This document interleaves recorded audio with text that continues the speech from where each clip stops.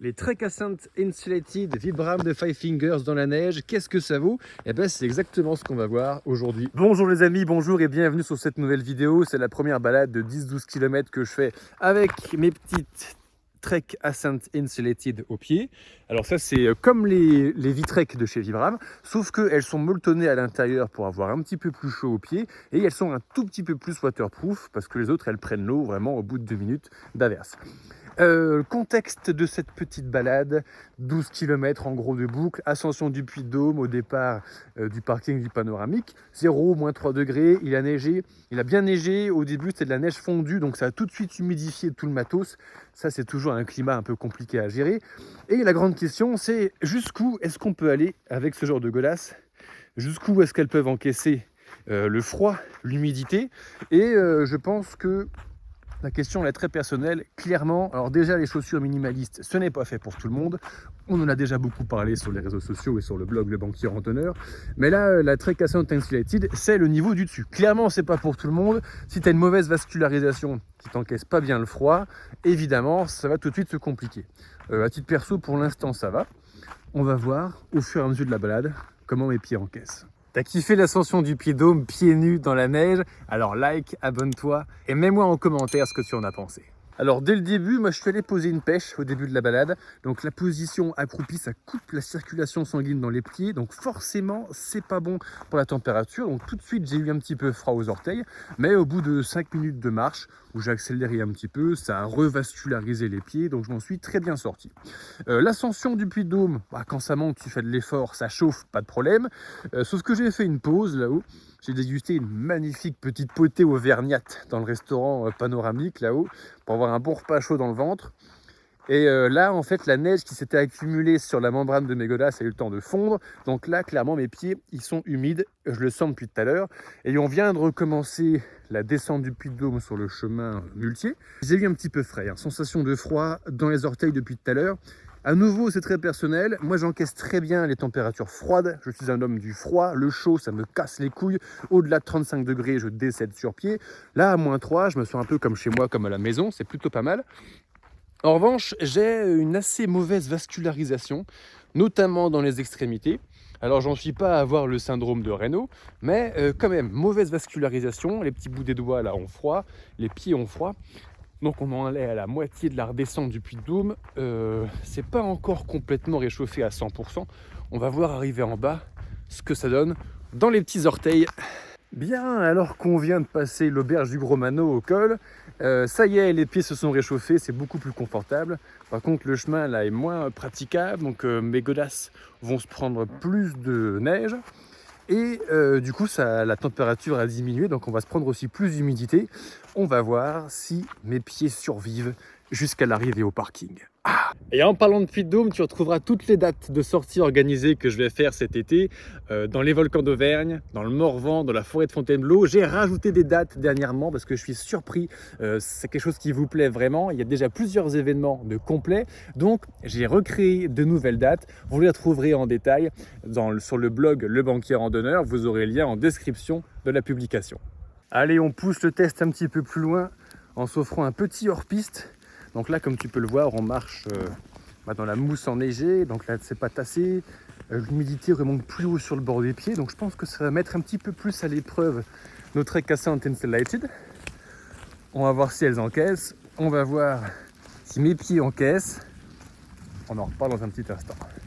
En tout cas, qu'est-ce que c'est beau, je trouve ça vraiment magnifique cette ambiance forestière sous la neige. Alors ça c'est plus humide, ça va être plus compliqué.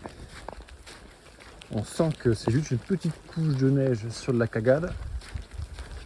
Alors, on va voir comment les Trek Ascent Insulated vont tenir. Si toi aussi ça te fait envie d'essayer ce genre de chaussures, les Trek Ascent, ou toutes les chaussures Five Fingers, Vibram, et pas que de cette marque d'ailleurs, mais je présente sur ma chaîne essentiellement les V-Trek, les KSO Evo et les Insulated de Vibram, eh bien je me fournis chez mon partenaire 5 doigts de pied. C'est un e-commerçant français qui travaille en France, qui a son SAV en France, qui répond à tous ses clients.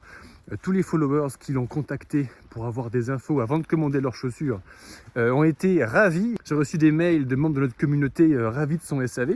Et le gars, voilà, c'est un passionné de chaussures barefoot quand c'est arrivé. Donc il a monté sa boîte de e-commerce dans le barefoot. Et donc tu as 5% de réduction avec ce partenaire en allant sur son site et en me référençant comme ton parrain, en mettant mon mail, lebanquierrandonneur@gmail.com comme parrain. Tu auras 5% de réduction. Bien, on entend des voitures, il y a la route qui est là-bas. On va se rapprocher du parking, du panoramique. Et pour l'instant, jusqu'ici, tout va bien. Les chaussures en caisse, bien que le chemin soit beaucoup plus humide. Hein, il y avait des flaques sur lesquelles il y avait juste une fine pellicule de neige depuis tout à l'heure. Donc là, le chemin était beaucoup moins propre. Pour l'instant, ça passe. Ah, j'adore le crissement de la neige sous les chaussures, c'est vraiment un bruit super agréable.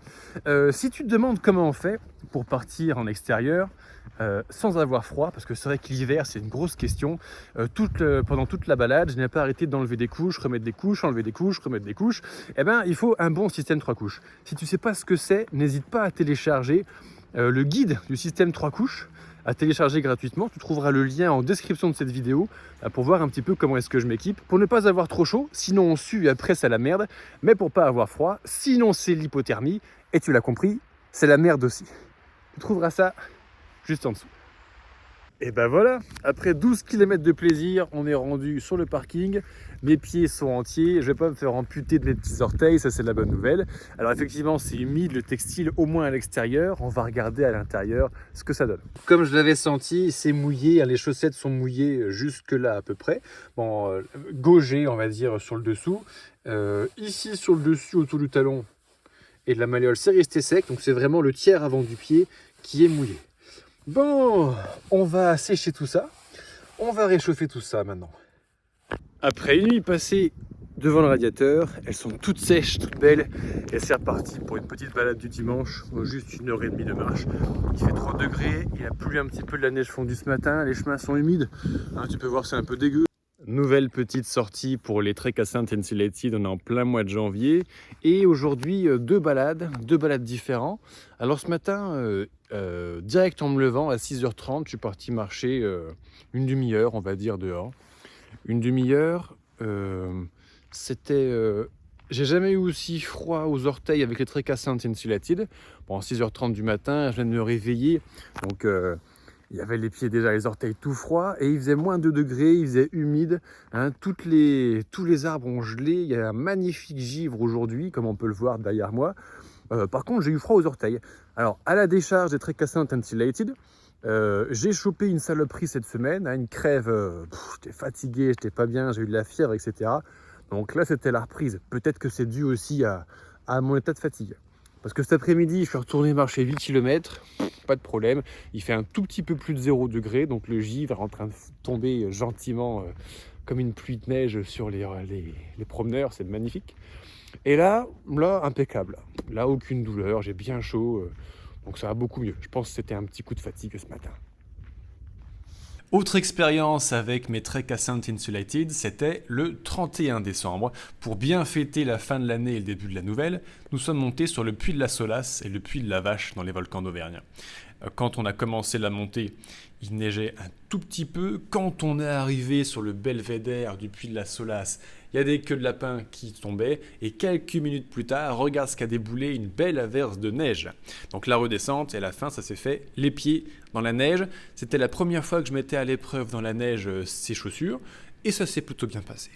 Bien, morale de l'histoire, après avoir marché 100 ou 200 bornes avec mes petites Trek Ascent Insulated, on est bien. J'adore, je surkiffe les chaussures barefoot, les chaussures minimalistes. J'ai toujours cette sensation de marcher pieds nus et ça c'est très agréable.